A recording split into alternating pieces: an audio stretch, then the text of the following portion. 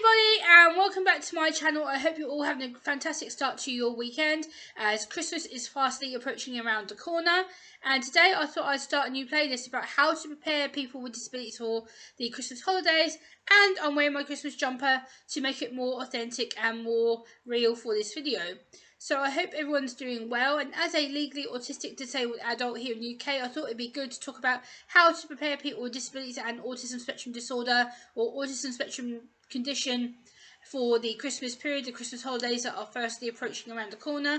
For those of us on the autistic spectrum and those of us with disabilities, it can be a really overwhelming time of year for Christmas because you've got music, you've got food, you've got people gathering, whether it's family, whether it's friends, whether it's your work colleagues, whether it's your volunteering work colleagues, whether it's your cousins, whether it's distant family and travelling to their facility or their house where they may be at. We have to take into account that all of this can overwhelm an autistic person very, very, very quickly. So again, what you need to do to make sure that you keep their sensory overloads lowered, their anxiety lowered, their depression lowered, is to do a routine. Keep their routine as flexible, as fluent, and as structured as you can, because each person on the autistic spectrum thrives on routine and having their set routines in place. So whether that's you write a Monday to Friday, Monday to Saturday visual planner, and you write down exactly what time you're leaving to travel, where you're going to stop at, what food they can get, what food they can take with them, take their fidget toys with them, take their heavyweight blankets with them, take their favourite music, take anything that will visually stop them from getting overloaded or depressed or anxious, something that gives them something positive to look forward to. So maybe taking their favourite films on a DVD player, or stuff that will stop them getting so overloaded with the Christmas time of year is the repetitive music. There's the repetitive Christmas tinsel decorations, which can be quite overwhelming, the bright lights and the flashing lights and people on their phones, etc. So again, to lower their anxiety, cut the amount of travel down as well, because if you're taking your autistic loved ones or disability loved ones to trips to family houses or friends' houses or work colleagues' houses, make sure you know how the disability affects them and make sure you know how to best support them in that environment, because if they're going to a new environment that they don't know or don't recognise, they may become overstimulated, anxious, they may shut down, they may withdraw, they may be non-verbal, they may become non-communicative, they may not be able to go inside the property, they may feel it's too overwhelming for them to actually step through the door.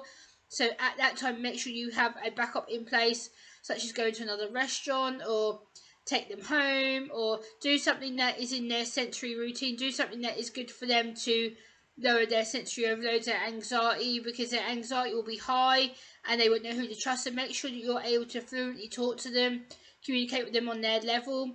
Make sure you have that emergency plan with them in case.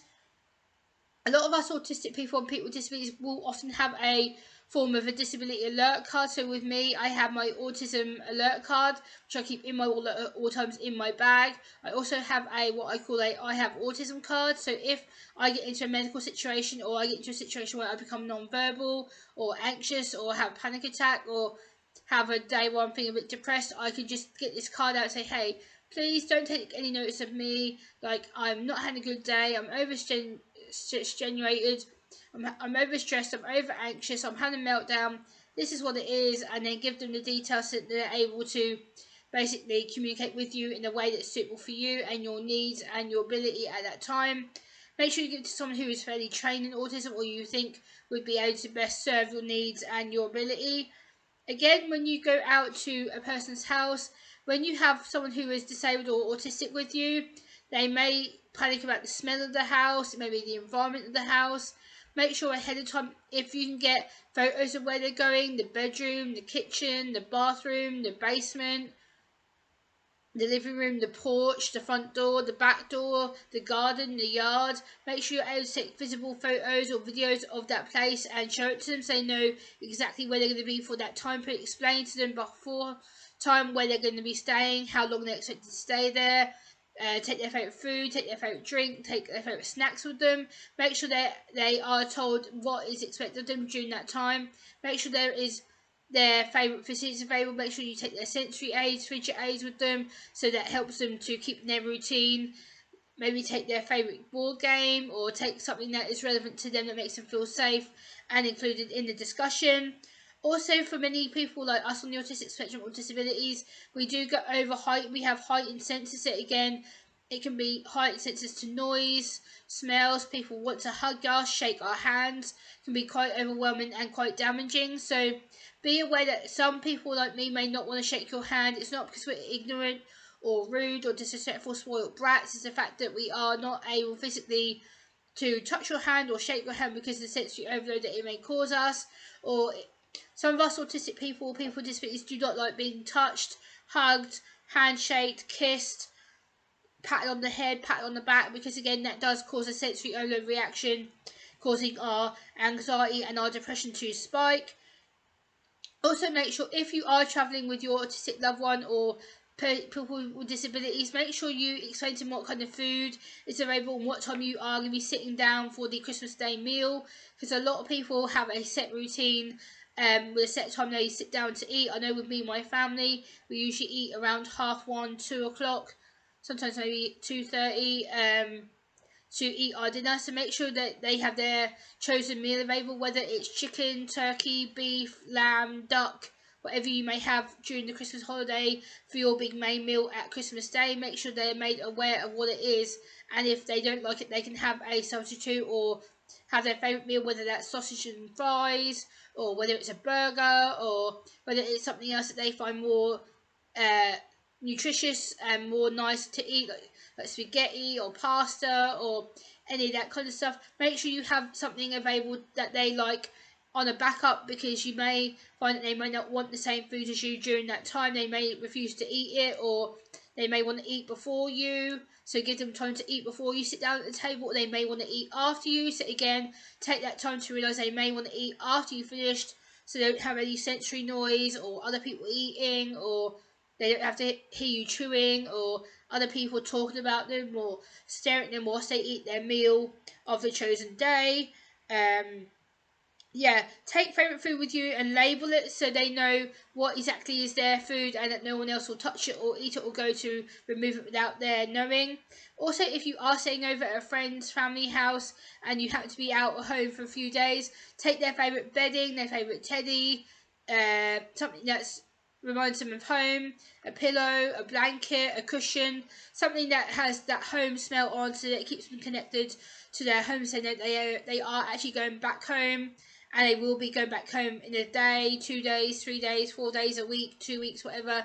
So they have that sensory smell of their home, their washing powder, anything that reminds them of being at home in their space, their comfort, their safe zone, their own personal space. Make sure also, if you are taking someone with a disability or autism away to their family or friend's house, make sure you take their own blankets, or make sure you give them a safe room to go in. So whether it's a bedroom or a kitchen or a lounge or a shared bedroom, make sure they're able to go and have quiet time away from everybody else who may be at that party. Whether it's the kitchen, they have quiet time in the bathroom, the bedroom, the porch, the kitchen, the yard, the side room, the master bedroom, the ensuite, or anything like that. Make sure you give them time to de-stress and self-regulate. And when they self-regulate, they may rock backs and forwards like this. They may flick their fingers. They may twirl their hair. They may fidget with like their t-shirt, or they may walk up and down their phone listening to music, or they may have headphones on. So don't disturb them. Let them self-soothe, because they need to self-soothe because they feel over-stressed and over-anxious. So please don't shout at them, yell at them, tell them they're bad, naughty, spoiled, brat, whatever. But yeah, make sure during the Christmas time you make sure you produce a visual timetable, what they're doing, when, to lower their self fear. Routine is essential. Again, like I said, make sure that you keep everything covered and up to date, and explain to them when things are going to happen, why they have to happen. Things like Christmas crackers. If you are sensitive to noise, please do not do Christmas crackers in front of people with autism disabilities, because that noise will set them off, because it's a big like bang when you pull them on the other end of the ribbon. So again, being flexible with timing. So if you're having a morning meal, make sure you're explaining to them that it's going to be a morning meal. They're going to be sitting down at the table, and then they can go and do what they need to afterwards. Or it's going to be an afternoon meal, and they are to sit at the table at a certain time, and then they can go on and do things after they've been social and had their meal and ate their food and everything else on that time frame. Um, Giving them a chance to relax, do their own favourite self-stims or self-care time. So again, make sure you're able to give them their own time, their own background, their own space, so you don't overwhelm them, make them feel under pressure that they have to conform. Like, don't make them give eye contact. Make sure you give them their own time to communicate their own language, their own way, because some of them may just want to disappear and not communicate with you anymore because they've done so much social time during the day and during the night that they're just mentally and physically done. It's like, nope, hand off, don't want to do anymore. And yeah, so I hope you've found this tips and tricks useful. Please like, comment, share and subscribe, and I'll be back next time. Bye guys.